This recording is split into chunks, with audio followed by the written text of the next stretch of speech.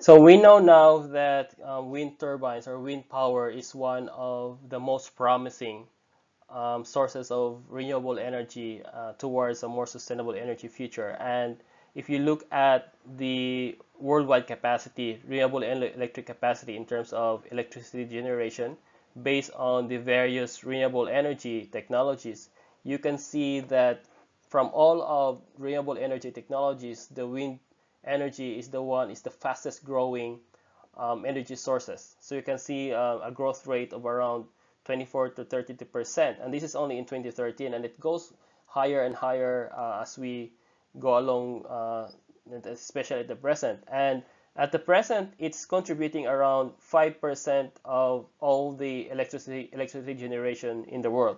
So 5% is coming from wind energy, and that's a pretty big contribution to the energy consumption.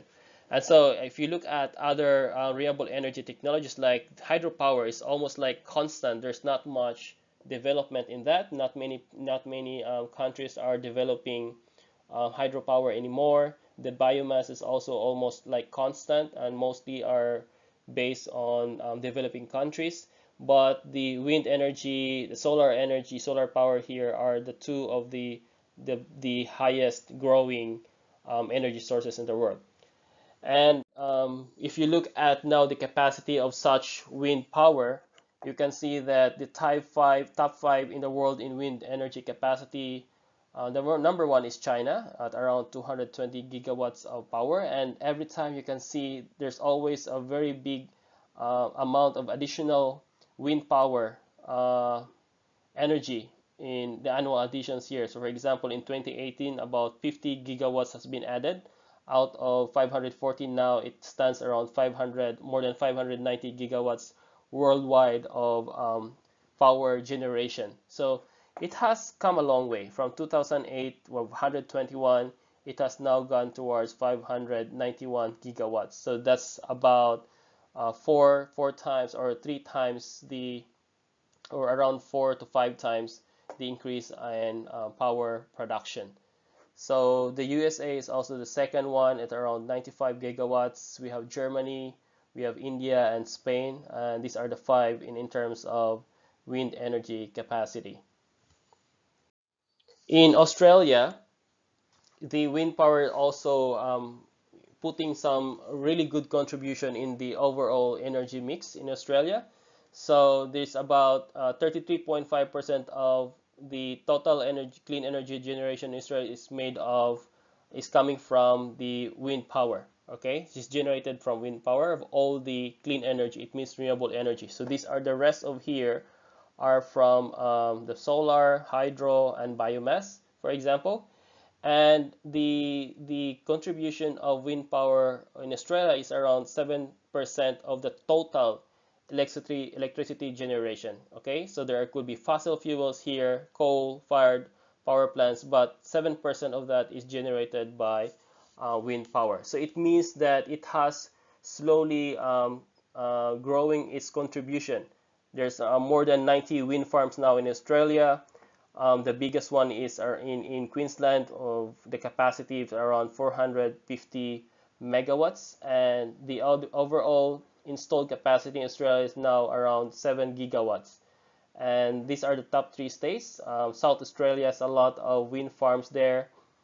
Victoria and New South Wales is also gaining ground in terms of putting up wind farms. So you can see that the trend is increasing in terms of not only wind power, but the overall renewable energy production in Australia. But wind power is one of the most promising together with solar energy. And besides, in some of the reports from the government is saying that the wind and solar will be two of the major the major contributors of the sustainable energy future, to achieve a sustainable energy future in our Australian society. So if you look at Australia in this map here, you can see that there's quite a high support in terms of putting up renewable energy technologies, especially in terms of putting some wind farms and wind power. So as I mentioned previously, the three biggest ones are in South Australia, in Victoria, as well in New South Wales has also started to pick up and has overtaken the Western Australia here. So these states here have garnered a lot of support. In fact, 9 out of every 10 Australians would like to have more renewable energy. And in this case, the wind turbines are very, very attractive. Most especially that the cost has dropped consistently, especially in the last 25 years. Around 80% of the cost has already been dropped. And but if you look at in comparison with fossil fuels, we can still say that the generation of electricity from wind farms are still expensive. So in an estimate of around $60 to $80 per megawatt hour for onshore wind power, because we don't have any offshore wind power in Australia. All of our wind power are onshore, but we can estimate in this amount here as our LCOE. And in comparison to our coal here, because we are one of the biggest producers of coal, so we can estimate the LCOE for coal is around 31 to 40 per megawatt hour for coal, and around 37 to $44 per megawatt hour for natural gas. So in comparison for the fossil fuels here, the wind power is still expensive. But of course, this pricing for the coal and natural gas they don't really involve or include the externality cost or the cost of pollution. So from among these three sources, only the wind power is basically pollution free. So that's a good thing. Most of the expenses in that is when we try to calculate the LCOE, most of these expenses is coming from the electrical, construction cost, and transmission cost, which accounts for around 25 to 40% of the total project cost. So that takes a lot of expenses, especially for capital expenditure for wind power. But in any case, there's a high support for that, and the contribution of wind power in Australia is continuously growing, and it can be seen that in the future there will be a better role of renewable energy technology, not only wind energy but other renewable energy technology, most especially wind power in the overall energy mix in Australia. As mentioned in the previous slide that the LCOE for wind power has slowly is getting competitive but still more expensive than fossil fuels. If you look at this table over here, it says that the wind onshore is around $37 per megawatt hour.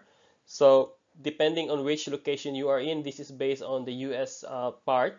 So that's why it's much lower compared to our Australian cost. But in most cases, the LCOE or the cost of energy for wind is still more expensive than coal. Because coal is still the externality cost is not considered in the costing. So if you look at the calculation of the cost, it's based on the capital cost, which includes the price of the turbines, the foundation, the construction. So it means the initial cost of construction as well as the capital. And also the other side is the operation and maintenance cost. So these two, the capital and the operation maintenance cost, will make up the total cost per year. And then we also have some generated energy coming from the wind turbine. So this is the annual energy production, which is based on the design and the height of the turbine, the rotor diameter, the mean wind speed, and all of these factors will affect the overall energy production. So as we all know, when we calculate LCOE, it's based on the cost per year as well as the annual energy production, so we can get the cost of energy per kilowatt hour. So this is now the result of that. But the good thing about wind power and renewable energy is that the emissions are quite low in comparison to the coal. So you can see there the emissions in coal is almost 1,000 kilograms per megawatt hour of carbon dioxide. The wind is not really pollution free in terms of not emitting CO2, but it is pollution free during operation, but not during construction. So as we all know, it uses a lot of foundation steel, for example, for turbines, for turbine blades. Foundations could be made of concrete or some metals as well. So we can see that the wind turbine has generated a small amount of CO2, but in comparison to the coal part here. So still, it is very positive, and we can say that wind power is still a very attractive option in comparison to coal, and the cost is slowly is slowly gaining ground. And so some of areas where the wind is pretty good, and also some materials are available, the wind power is actually at grid parity. So it means it is very competitive now in comparison to some fossil fuel technologies. So that's why wind power is one of the most attractive renewable energy technologies available this time.